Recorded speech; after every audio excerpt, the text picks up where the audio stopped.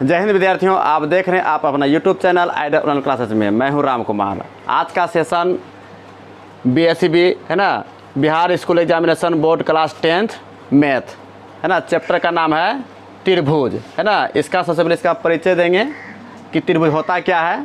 Sir, introduction of triangle, इसका हिंदी होता है त्रिभुज का परिचय। ठीक है, सबसे पहले त्रिभुज में एंट्री लेने से पहले जो है त्रिभुज के बारे में सही से हम जानकारी लेते हैं है ना, कि त्रिभुज है क्या, आखिर से थ्योरम कहाँ कहाँ से बना, त्रिभुज कितने प्रकार के होते हैं, कौन होता है, शीर्ष होता है, और त्रिभुज कहते किसको हैं। ठीक है, ये सब सारी जानकारी जो है ना हम अपनी इस वीडियो में देंगे।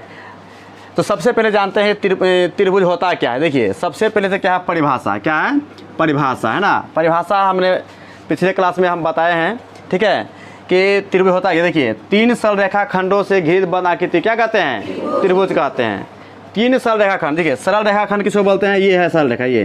ठीक है, तो इस प्रकार से है ना 3 सरल रेखा होना चाहिए। कितना होना चाहिए, 3 सरल रेखा खंडों से घिरा होना चाहिए, एकदम क्लोज बंद होना चाहिए तीनों भुजाएं से। ठीक है, इसको हम क्या कहते हैं, इसको कहते हैं भुजा। भुजा क्या बोलते हैं अंग्रेजी में, साइड बोलते हैं, और इसको भुजा को एस से दर्शाते हैं। ठीक है, और इसको क्या बोलते हैं, कोण बोलते हैं। क्या बोलते हैं इसको, दो भुजा के है ना बीच के कोण को क्या, जो झुकाव को क्या कहते हैं, कोण कहते हैं, इसको एंगल कहते हैं। इसको ए से सूचित करते हैं है ना।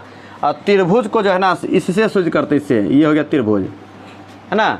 तो त्रिभुज का परिभाषा भी समझ गए। और इसमें कितने भुजाएं होती है, तीन भुजाएं होती है ना, AC BC और उसके बाद AB, और 3 कोण 1 2 3, और शीर्ष भी 3 गो होते हैं। देखिए, शीर्ष A हो गया, B हो गया और C हो गया। शीर्ष किसको कहते हैं, देखिए ये जो भुजाएं आपस में जहाँ मिलती है ना उसी को शीर्ष कहते हैं। कितने शीर्ष होते हैं इसमें त्रिभुज में, 3 शीर्ष है ना, 3 कोण और 3 भुजाएं। ये हो गया आपका गुण। परिभाषा भी यहाँ तक क्लियर हो गया कि नहीं। अब आगे आते हैं त्रिभुज के प्रकार। देखिए, त्रिभुज कोण के आधार पर भी इसका प्रकार होता है, भुजा के आधार पर भी होता है। ठीक है, लेकिन हम इसमें क्या करते हैं, मिक्सिंग करके हम बताते हैं। मुख्य रूप से जो त्रिभुज जो होता है ना, यही 3-4 तरह का त्रिभुज, प्रकार का त्रिभुज जो है हम लोग पढ़ेंगे इस चैप्टर में है ना। इस चैप्टर में 6.1 से लेकर के 6.5 तक है, ऐच्छिक तक। ठीक है, इसमें बहुत सारा इसमें थ्योरम भी आता है। ठीक है, तो सबसे पहले इसको पूरा है ना देखते हैं पहले है ना। त्रिभुज का प्रकार क्या है। देखिए, त्रिभुज का प्रकार सबसे पहला नंबर में है क्या है, समबाहु त्रिभुज। समबाहु त्रिभुज किसको बोलते हैं, देखिए सबसे त्रिभुज तो जान गए है ना। 3 सरल रेखा खंडों से घिरी बंद आकृति क्या कहते हैं, त्रिभुज कहते हैं। लेकिन समबाहु त्रिभुज का इसमें परिभाषा में थोड़ा सा अंतर है ना। 3 समान भुजाओं से घिरी बंद आकृति को त्रिभुज कहते हैं।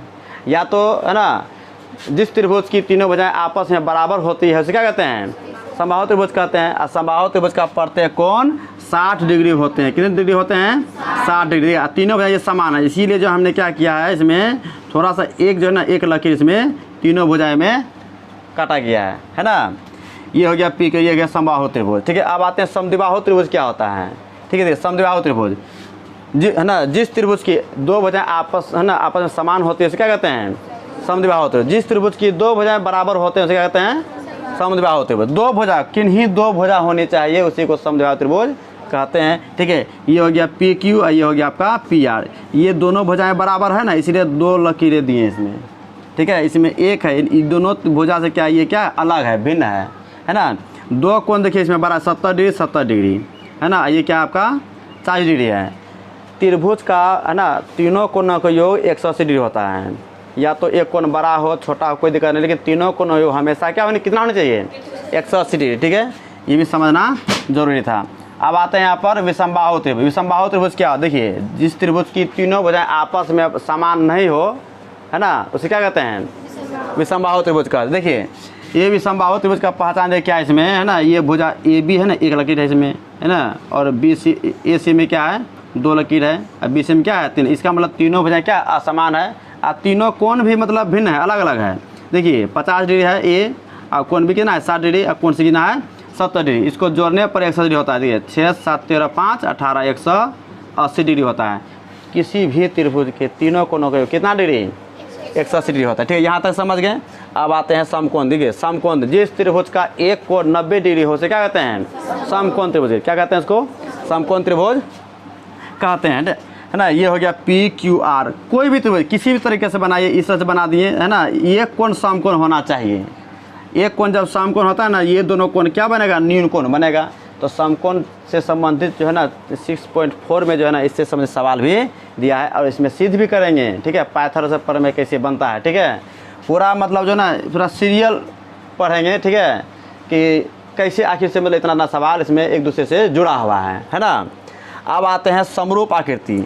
समरूप आकृति में इसका परिभाषा होता है, इसका समरूप आकृति में जिस आकृति क्या होते हैं, आकार अलग होता है लेकिन माप क्या होता है, समान होता है। क्या होता है, आकार भिन्न होता है लेकिन माप समान होता है, क्या कहते हैं, समरूप आकृति का। देखिए जैसे कि देखिए ये वृत्त है, ये भी वृत्त है, आकार देखिए अलग है लेकिन माप क्या है ना, आकार सेम है लेकिन माप क्या है इसमें अलग अलग है ना। इसे कहते हैं समरूप आकृति कहते हैं। समरूप को जो है ना इसको अंग्रेजी में सिमिलर फिगर इसको बोलते हैं, इसलिए पहला अक्षर क्या है, ऐसे इसमें। तो समरूप को इस तरीके से हम दर्शाते हैं, किस दर्शाते हैं, इस तरीके से समरूप को दर्शाते। देखिए सभी वृत्त, सभी वर्ग, अच्छा जितना भी वर्ग होगा ना, बड़ा छोटा जो भी वर्ग बनेगा, आखिर से उसका क्या है, आकार जो है ना सेम लगता है लेकिन माप क्या होता है, अलग अलग होता है ना, होता है। देखिए ये छोटा आकार है, ये बड़ा आकार है लेकिन माप क्या है, समान है ना, है नहीं, समझें यहाँ तक क्लियर। अब आते हैं सर्वांगसम आकृति क्या होती है, ठीक है। इसमें हमने क्या बताया इसमें कि आकार क्या होते हैं, समान होते हैं, माप असमान होता है, ये नहीं बताएं। और इसमें क्या होता है, आकार और माप दोनों क्या एक दूसरे का उभयनिष्ठ होता है। क्या होता है, उभयनिष्ठ होता है इसमें।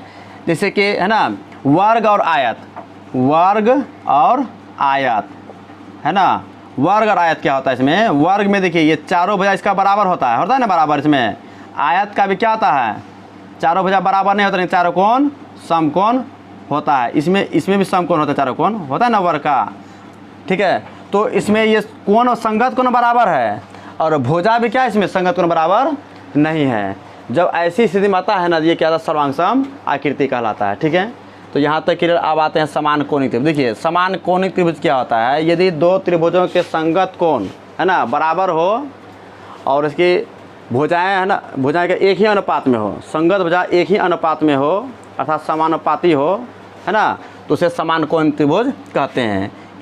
ऐसे समान कोणिक त्रिभुजों का जो है ना प्रमेय जो है ना थेल्स नामक वैज्ञानिक, ठीक है, इसी ने जो इसके बारे में विश्लेषण किए थे, ठीक है।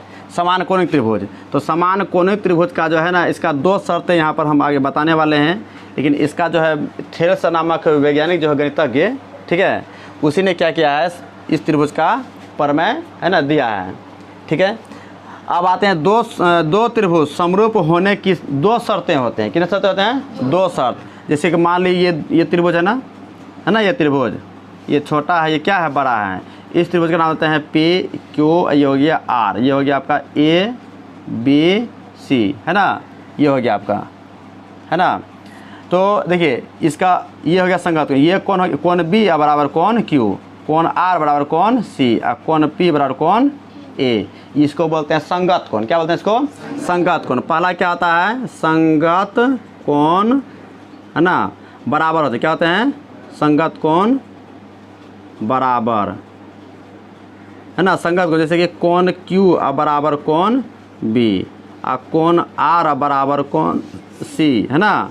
फिर ये कोण पी बराबर कोण ए, इसको कहते हैं संगत कोण, ठीक है। और संगत भुजा एक ही अनुपात में होता है, वो क्या चीज़ देखिए 2 नंबर में, इसी का दूसरा शर्त है, संगत एक ही अनुपात। जैसे कि ये पी क्यू हो गया, इस भुजा को इस भुजा के साथ लेंगे ए बी, है ना। दूसरा क्या है, क्यू आर बट क्या जाएगा बी सी, है ना, पी आर बट क्या जाएगा ए सी, ठीक है। इससे इस चैप्टर के बाद जो है ना, इंट्रोडक्शन के बाद जिस चैप्टर में आएंगे ना, उसमें क्या होगा, ये सब चीज़ें जो है ना आप देखेंगे किस तरीके से हम लिखने का प्रयास करते हैं ना। ये पी क्यू बट्टे ए बी, ये इसी को बोलते हैं संगत भुजा। इस संगत भुजा को एक ही अनुपात अर्थात समानुपाती होते हैं, मतलब क्या, समान अनुपात में होते हैं, मतलब क्या था, बराबर होता है, क्या था है, बराबर होता है। ये दो त्रिभुजों के समरूप होने की ये दो शर्तें। पहला शर्त क्या था इसमें, संगत कोण बराबर होते हैं और है ना भुजा एक ही अनुपात में अर्थात समानुपाती होते हैं, क्या, और बराबर होते हैं। तो समरूप को इसे हम दर्शाते हैं, सर्वांगसम को बराबर में। देखिए जैसे समरूप लिखे ना यहाँ पे, समरूप को इस तरीके से, है ना, उसी पर बराबर देंगे इस तरह से, यहाँ पर लेंगे, है ना, समरूप, ठीक है।